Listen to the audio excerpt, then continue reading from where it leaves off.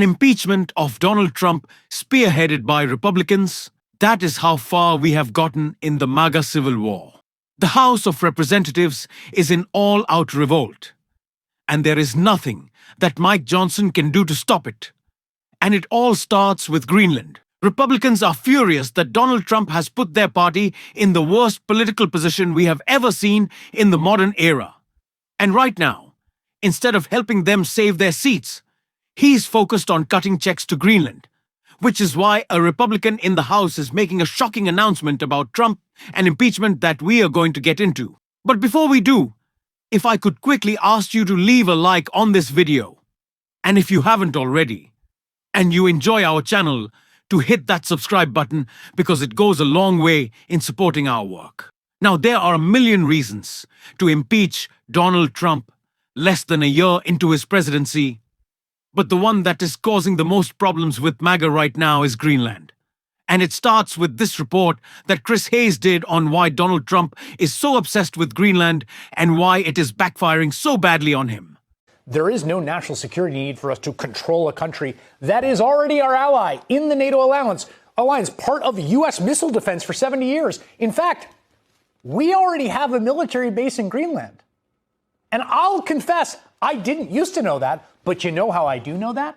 I know it because Vice President J.D. Vance went to that base last year. And I promise he knows it exists. Trump wants it, it appears, because, and this is the way he said it, it's important to him psychologically because it's big. He basically admitted as much to the New York Times. Ownership is very important, Trump said, as he discussed with a real estate mogul's eye the landmass of Greenland.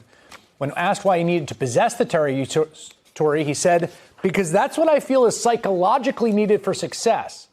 I think that ownership gives you a thing that you can't do, whether you're talking about a lease or a treaty. Ownership gives you things and elements that you can't just get from signing a document. Now, the other part of this, and it's almost too stupid to spend time on, but we have to. He also likes how it looks on the map. I mean, look how, man, look at that. Look how big and strategically important it is. And this is a person who's got weird issues about bigness. But as you map nerds out there know, that is purely due to an optical illusion with the Mercator projection when it attempts to display a spherical planet on a flat map, as you can see in this GIF from geographer Jakob Nawasad. I mean, Greenland is pretty big, don't get me wrong. It is not continent-sized. And I honestly do think that's why Donald Trump wants it. That's a theory we've been kicking around for a while on this show. Yeah, it's so sad for me to hear you say, I think it has something to do with the Mercator projection. Like that's where our politics have come to, that we have to think about the kind of maps that we are showing our imbecile president of the United States. And so here we are. I mean, it's surreal. It's like a waking nightmare. So much of this period is. But we're near the precipice of what would be a totally unprecedented geopolitical crisis in the post-World War II era. I mean, it would move us off a period in history that is outside of the World War period of history and back towards that kind of world. He literally doesn't understand how maps work. And now he wants to go to war. He doesn't understand how maps work, and he wants to go to war. That sounds like a cartoon king from a Disney movie set 1,000 years ago, not the current president of the United States. Stupidity has been a very obvious theme of this administration, and it has gotten us to some really dark places. But it's only gonna get darker.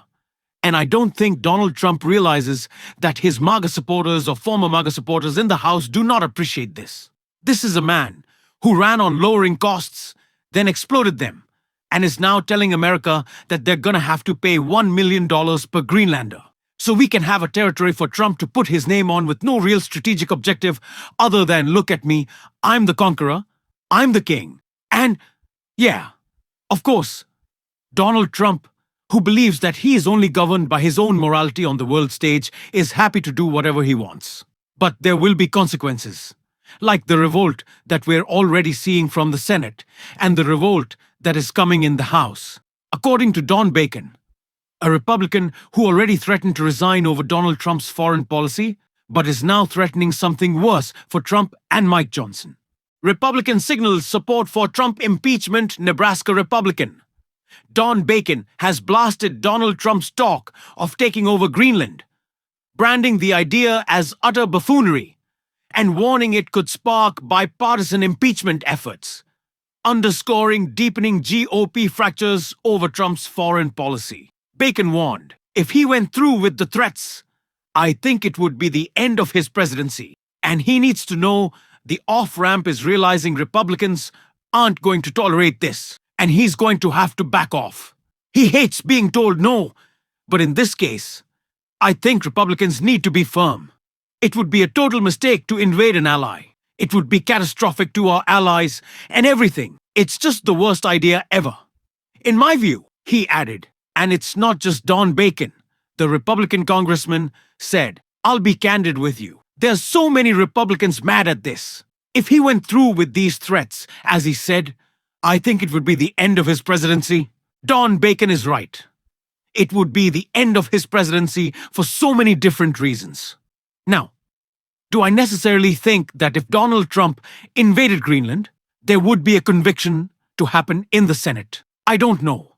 At this point, let's be real. The Senate is just a mess. Republicans are bought and paid for. They are terrified of Donald Trump. But the House is a different thing right now. And it wouldn't just be the end of Donald Trump's term because of a looming threat of impeachment. It's because of what's to come. A midterms that will be a total wipeout for Donald Trump. But if we're worrying about whether or not our rogue president is going to invade with military force, an ally that we can put more troops on their bases, so there's no basis for it, we know that, then maybe we're past impeachment. Maybe we need to go further. Maybe we don't just need to consider it out loud. Maybe we need to move right now. If you're having to ask these questions, the fact that Republicans in the Senate, unfortunately not enough yesterday, which is not how it appeared before the vote. Of course, some voted for the War Powers Act to restrict Donald Trump. If there are Republicans in the Senate of all places voting to restrict Donald Trump's powers, maybe we've gone too far, right? Is that not enough for y'all to acknowledge? I just really don't know how we've got. Well, I do know how we've gotten to this point, but again, Trump must acknowledge. He must understand. I know he doesn't, or maybe he doesn't care. Considering that he's now talking of canceling the midterms, even more that there are implications to this, that the person running on affordability can't then jack up prices and give a bunch of money to Greenland. This is not how this works. But these fractures are deepening in a way that, again, is going to cause more problems for Donald Trump. Because what's the big issue with an impeachment? What's the big issue with all of these questions being raised? What the big issue is with Mike Johnson being unable to control the House is that we've seen all of these discharge petitions come to the floor, right? We've had votes that Mike Johnson never wanted to happen. And why did Mike Johnson never want these votes to happen? Why didn't he want there to be votes on ACA subsidies, on their extension, which Congresswoman Lauren Underwood, who is one of the best legislators in the House, was able to get to a vote? Why is Mike Johnson so terrified of that? Because if the Senate passes it, doubtful Donald Trump's gonna veto it. We know he wants to kick people off his health care. But why is that so damaging? I was voting for something larger. You know, it's why they always include increases in pay for military service members. So they can say, well, Democrats, they're voting against the big beautiful bill. They voted against the big ugly piece of shit bill. They voted against pay increases for service members. Right? They like to just add all that in to kind of excuse themselves. Pam Bondi and the DOJ saying they're going after states that want to regulate AI that is environmental terrorism, AI that is jacking up your electricity costs to the data centers that it needs, AI that is pushing kids to take their own lives, AI which is like revenge porn slop at this point, that AI, that useless technology invented to make the richest people in the world even richer, to steal jobs from working class people. That AI, Marjorie, you didn't realize is what Donald Trump wanted to protect seems like right up his alley. But let's get back to Don Bacon again. This just goes to show that Mike Johnson is no longer Speaker, and he doesn't really have any power. He can't stop votes. He can't have votes. They've had to take so many votes off the floor this week alone because they don't know what their numbers are.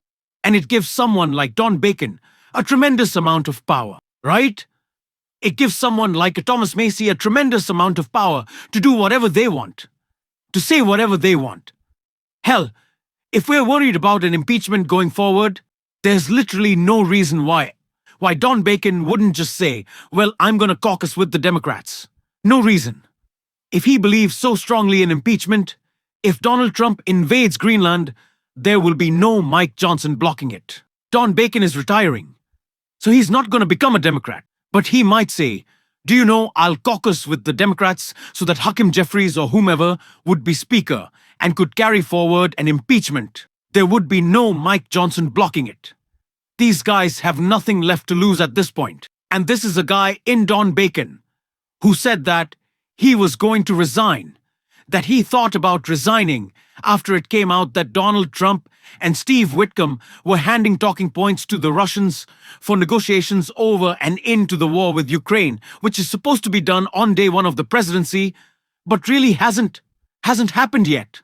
Has it? What a shock that is. But it is interesting in the context of all of this. If we're going to talk about Ukraine, and this is where I want to finish, because I know y'all don't need an explanation of why Donald Trump wants to go to war with Ukraine. With Ukraine, not Ukraine. Why Donald Trump wants to seize Greenland.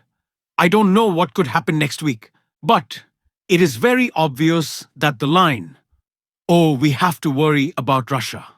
Well, what if Russia comes? First of all, we can put as many troops as we want on bases in Greenland. We haven't. Donald Trump has actually taken them away. But Donald Trump doesn't treat Putin like a threat. If he did, he would be more supportive of Ukraine. Donald Trump doesn't treat Putin as someone who is looking to conquer more land, right? That runs counter to the narrative he has presented about Ukraine. He says, well, Putin he's just hanging out. He's just big chilling racist. Is the way that Donald Trump talks about Putin already is suggestive that he believes Putin's just there to hang, just there to have a good time. Donald Trump can't even spell most of those words. It is about power. Let's be very clear about that. And let's call it out on the show every single day. And if you want to support that, as always, you can hit that subscribe button, leave a like on this video. If you stuck around at the end, drop a blue heart in the comments. Also, support the show by following me on Instagram over at JD Cacciarella. Keep on fighting, y'all.